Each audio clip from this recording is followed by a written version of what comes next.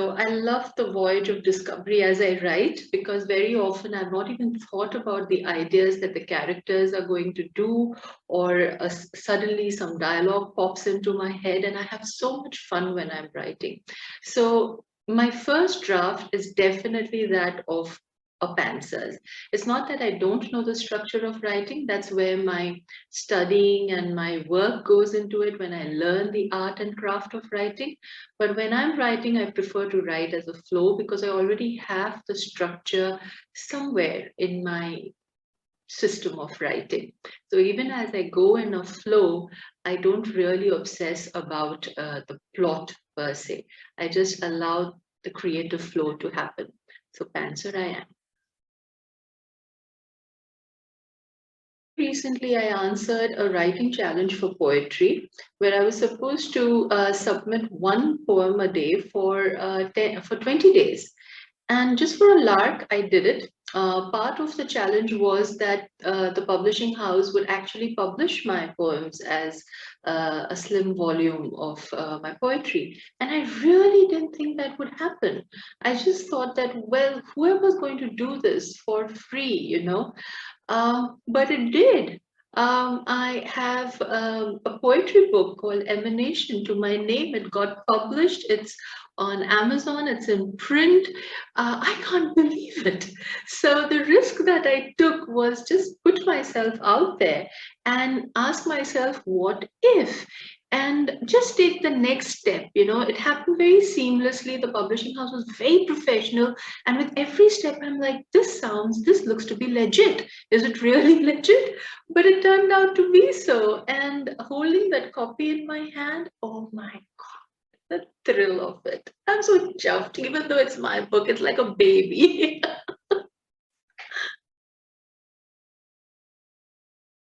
Well, the diffidence is still there, and the vulnerability, and the, oh my God, who would want to read this?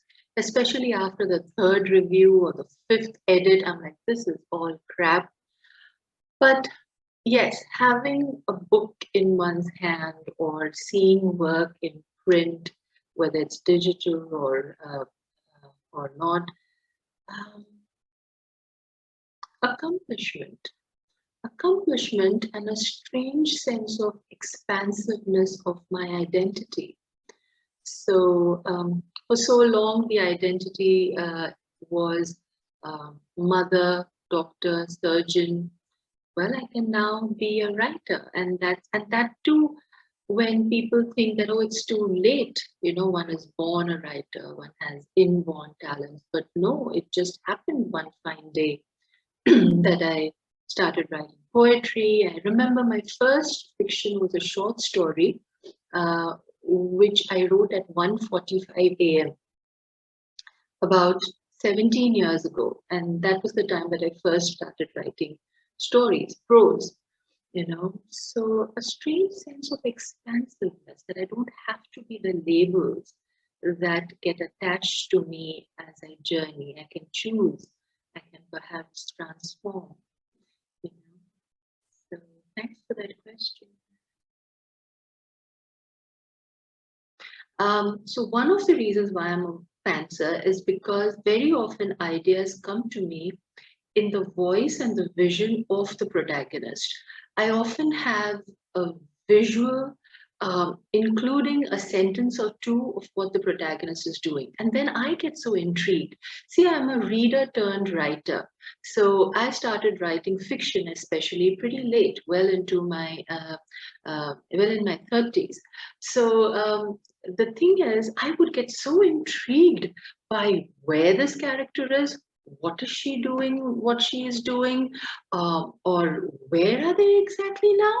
And then I start following the character, like Alice in Wonderland follows the Mad Rabbit, and suddenly the story starts revealing itself. So after that, the character and I and our voices, we are kind of one.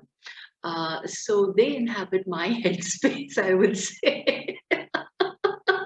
Hey, write my story. you know so it's load of fun. It's a load of fun. I do enjoy it. I like my heroes to be masters, with a sense of self-mastery, where they're going on this journey, but nevertheless they're on top of it all. The other kind of hero is one who bumbles his way across, who doesn't give up, who as they are going through the journey, they discover themselves and the solutions. Both of these characters mean a lot to me, and these are the traits, one of mastery and the other of discovery, that is there, I think, in all my protagonists. He is the precursor of sidekicks in literature, I believe he's called. So he's an esquire to this knight, to this very unrealistic knight. And he, in the book, he's the voice of reason, he's the voice of reality. In fact, many of his utterances are called as Sanchismos. Many of his sentences are like, well, what does one come to mind? One can bargain with anything. I'm messing this up. One has a remedy for everything except death. So, and he goes through it. The funny thing is, his master, Don Quixote, stands for illusion, and he stands for reality. So I would love to have Sancho Panza as the main character. I wonder how reality would fare when it is not under the grips or not serving illusion. And I love his earthy wit. I love his ready humor. I love his observances. I love reality to be free of illusion and still live on happily and without any delusions. So Sancho Panza. I design cryptic crosswords. I know it's still in the realm of language, and I don't know whether they want to know about. Did you mean as a writer? Well, I think cryptic crosswords. I love solving puzzles, and when I came across cryptic crosswords, I actually made a list of all the rules of solving cryptic crosswords, and then I started designing them. And quite a few of them have got published in magazines and all. But I have a pseudonym that nobody can know.